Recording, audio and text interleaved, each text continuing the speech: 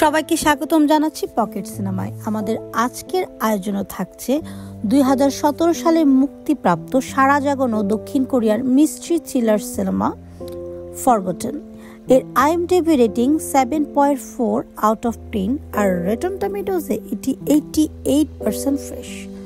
তাহলে শুরু করা যায়। যারা কোরিয়ান ড্রামা লাভার আছেন তারা জানেন যে কোরিয়ানরা রোমান্টিক ড্রামা বা রোমান্টিক সিনেমা খুব সুন্দর করে নির্মাণ করে, যা দর্শকদের খুব আকর্ষণ করে, স্পেশালি অল্প বয়সী দর্শকদের। তবে যারা একটু ম্যাচিওর অডিয়েন্স আছে তাদের জন্য দক্ষিণ কোরিয়া কিন্তু চমৎকার সব থ্রিলার মুভি এবং ড্রামা বানায়।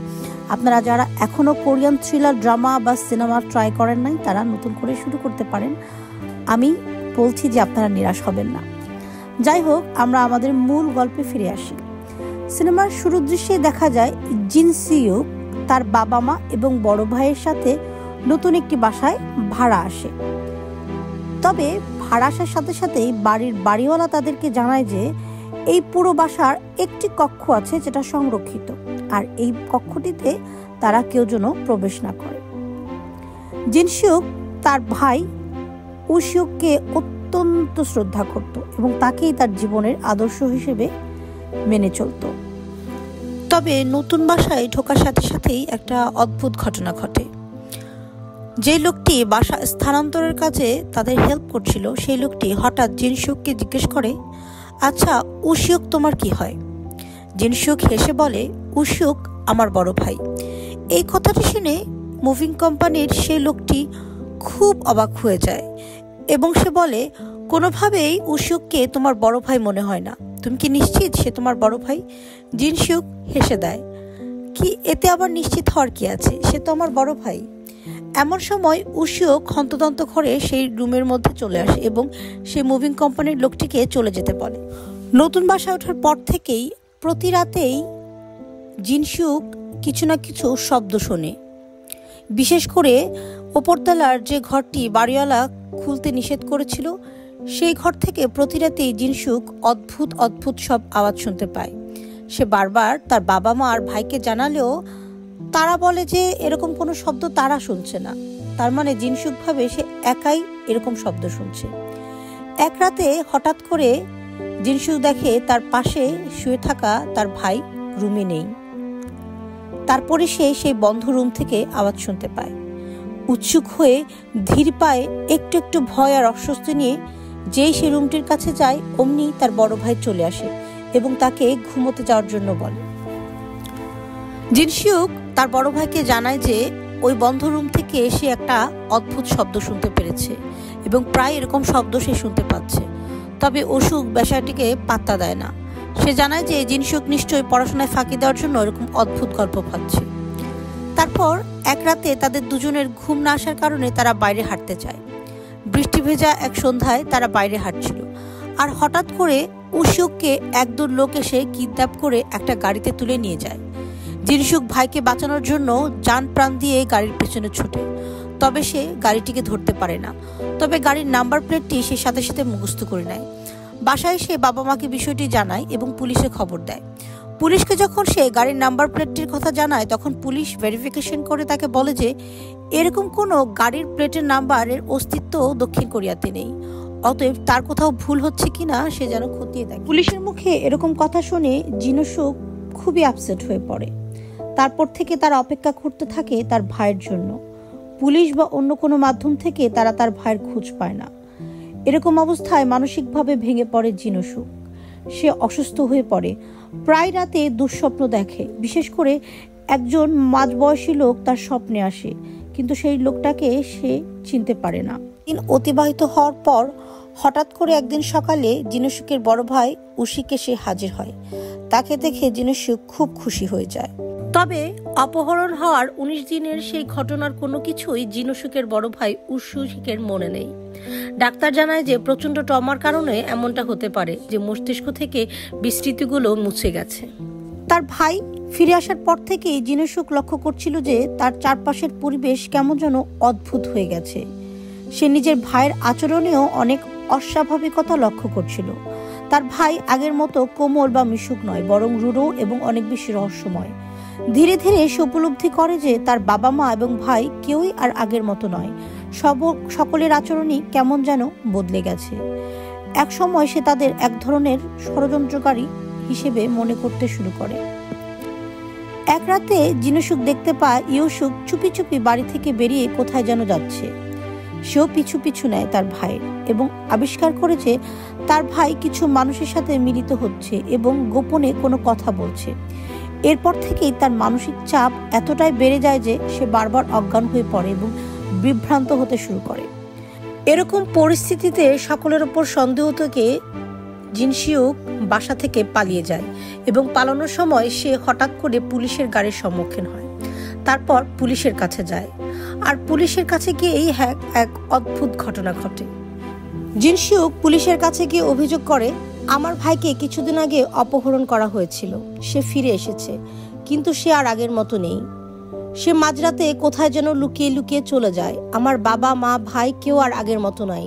সবাই অদ্ভুত আচরণ করছে এবং তারা আদৌ আমার বাবা মা কিনা এটা নিয়েই আমার সন্দেহ হচ্ছে। পুলিশ জিনসিউকের কথাটা শুনে কিছুটা সন্দিহান প্রকাশ করে। সে জিজ্ঞেস করে, তোমার নাম, বয়স এবং তোমার বাবা মার ঠিকানা কোথায়? জিনসিউক তার নাম, তার বাবা মায়ের নাম যখন বলে, তখন পুলিশ বলে যে এরকম ঠিকানায় কেউ থাকে না এবং এরকম নামের কেউ এক্সিস্ট করে না।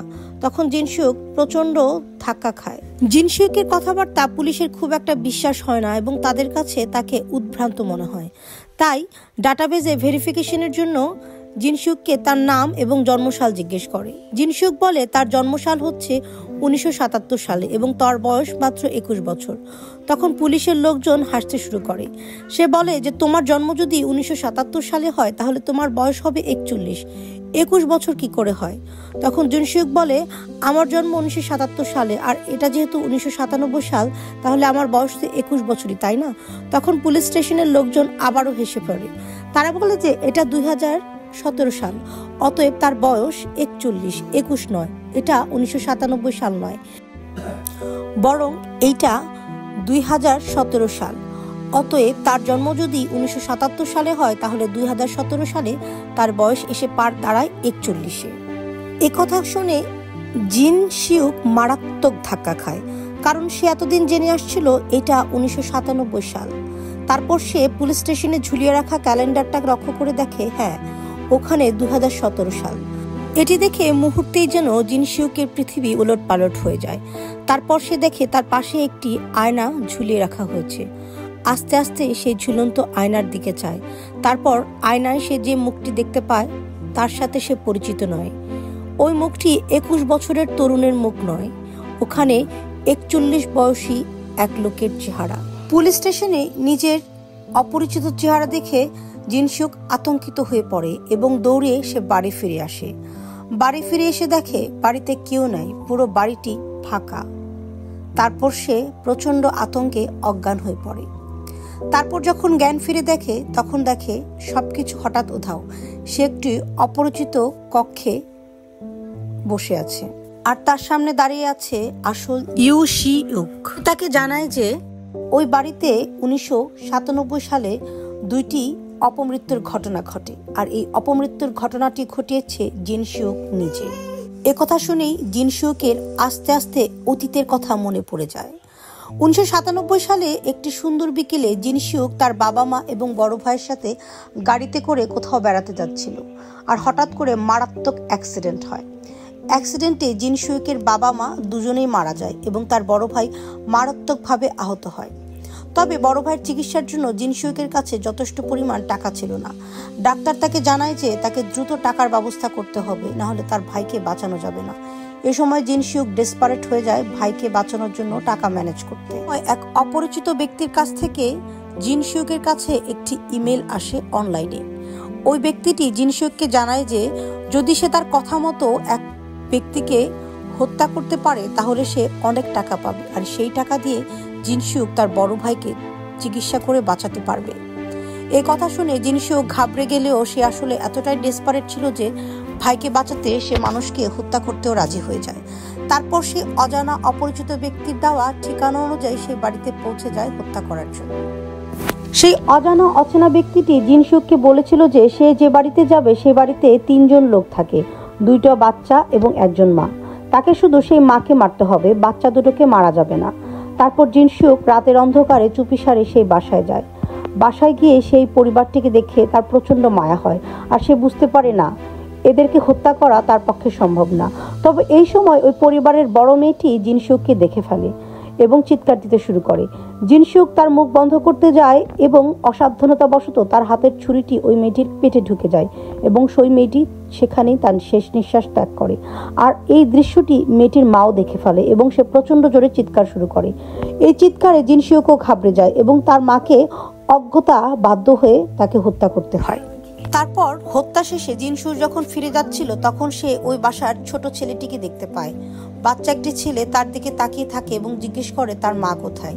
জিনসুক তাকে দেখে প্রচণ্ড মায়া লাগে এবং সে ছেলেটিকে মিথ্যে বলে। সে বলে সে যদি 1 থেকে 100 পর্যন্ত গণে তাহলে তার মা ফিরে আসবে। আর এই কথাটা সেই বাচ্চা ছেলেটি বিশ্বাস করে। তারপর প্রচণ্ড ভরাক্রান্ত মন নিয়ে জিনসুক সেখান থেকে চলে যায়। এখান থেকে চলে যাওয়ার আগে জিনসুক সেই বাড়িতে ঝোলানো একটি পারিবারিক ছবি দেখতে পায়। সেখানে মা এবং 2 সন্তানের সাথে তাদের বাবাও ছিলেন। আর সেই বাবা আর কেউ নয়, জিনসুকের বড় ভাইয়ের চিকিৎসারত সেই ডাক্তার। আর সেই ডাক্তারই টাকা দিয়েছিলেন জিনসুককে তার নিজের স্ত্রীকে হত্যা করার জন্য। তারপর প্রচন্ড দুঃখ ভরাক্রান্ত মন নিয়ে জিনসুক সেই চিকিৎসকের সাথে দেখা করে এবং তাকে প্রশ্ন করে কিভাবে সম্ভব একজন স্বামী তার নিজের স্ত্রীকে হত্যা করার জন্য আরেকজন ব্যক্তিকে ভাড়া করেছে। তারপর সে চিকিৎসক জিনসুককে জানায় সে অনেক অর্থনৈতিক সমস্যার মধ্যে দিয়ে আছে এবং তার সন্তানদের ভবিষ্যৎও অনিশ্চিত হয়ে গেছে। তার স্ত্রীর নামে অনেক বড় একটা লাইফ ইন্স্যুরেন্সের অ্যামাউন্ট আছে। কোনোভাবে যদি তার স্ত্রী মারা যায় তাহলে সেই টাকা পাবে এবং সেই টাকা দিয়ে তার সন্তানদের একটা সুন্দর জীবন দিতে পারবে। তবে জিনসুককে বলা হয়েছিল শুধু স্ত্রীকে মারার জন্য। জিনসুক তার সন্তানকেও হত্যা করেছে। এতে করে চিকিৎসক প্রচণ্ড ক্ষুব্ধ হয়ে পড়ে এবং জিনসুকের উপর ঝাঁপিয়ে পড়ে। ছাদের মধ্যে দুজনের মধ্যে ধস্তাধস্তি হয় এবং তার এক পর্যায়ে সেই চিকিৎসক ছাদ থেকে পড়ে যায়। জিনসুক যদিও তাকে বাঁচানোর চেষ্টা করে তবে শেষ রক্ষা হয় না। সেখানে সেই লোকের শরীর সমাধি হয়। এই ঘটনার পর জিনসুক মারাত্মকভাবে মানসিক ভারসাম্য হারিয়ে ফেলে আর এই অতীতের স্মৃতিগুলো তার মাথা থেকে প্রচণ্ড ট্রমার কারণে মুছে যায়, যার ফলে আদালতেও তার কোনো বিচার হয়নি, কারণ সেই কোনো খুনের কথা মনে করতে পারছিল না। আর যেহেতু তার মানসিকভাবে ইমব্যালেন্সড সেহেতু তার বিচার করাও সম্ভব ছিল না। তারপর 20টি বছর কেটে যায়। 1997 সালের সেই ভয়াল রাতে বেঁচে যাওয়া ছোট্ট ছেলে শিশুটি বড় হয়ে প্রাইভেট ডিটেকটিভের মাধ্যমে জিনসুককে খুঁজে বের করে। তবে তাকে খুঁজে বের করেও তেমন কোনো লাভ হয় নাই, কারণ জিনসুকের অতীতের কোনো কথাই মনে নাই। তাই কোনোভাবে যখন জিনসুকের অতীত স্মৃতি উদ্ধার করা যাচ্ছিল না তখন বাধ্য হয়ে একটা নকল নাটক সাজানো হয়। একজন মনোবিজ্ঞানীর সাহায্য নিয়ে 1997 সালের সে প্রেক্ষাপট তৈরি করা হয় জিনসুকের সামনে। নকল ভাই, নকল বাবা মা, নকল বাড়ি, নকল সংসার, নকল পরিবার, সব নকল কিছু সাজিয়ে সেই পুরনো প্রেক্ষাপটটা তৈরি করা হয় যেন তার স্মৃতি ফিরে আসে। আর সেটাতে সে সফল হয়। জিনসুকের স্মৃতি ফিরে আসে এবং সে তার অন্যায়টা বুঝতে পারে এবং সে পুলিশের কাছে সবকিছু স্বীকার করে এবং আত্মসমর্পণ করে। দিন শেষে জিনসুক ও শিওক দুজনেই বুঝতে পারে তাদের জীবনের আর তেমন কোনো লক্ষ্য নাই, তাদের দুজনের জীবনই ব্যর্থ। আর এভাবেই ঘটনাটি শেষ হয়। সবাইকে ধন্যবাদ। যদি আমাদের আজকের গল্পটি আপনাদের পছন্দ হয়ে থাকে তাহলে একটি লাইক, ফলো এবং কমেন্ট করতে ভুলবেন না। চাইলে আমাদের পেজটি শেয়ারও করতে পারেন। আর আমাদের ইউটিউব চ্যানেল থেকে যদি দেখে থাকেন তাহলে প্লিজ আমাদের চ্যানেলটি সাবস্ক্রাইব করবেন। সকলকে ধন্যবাদ। Thank you. মেসি বুকু।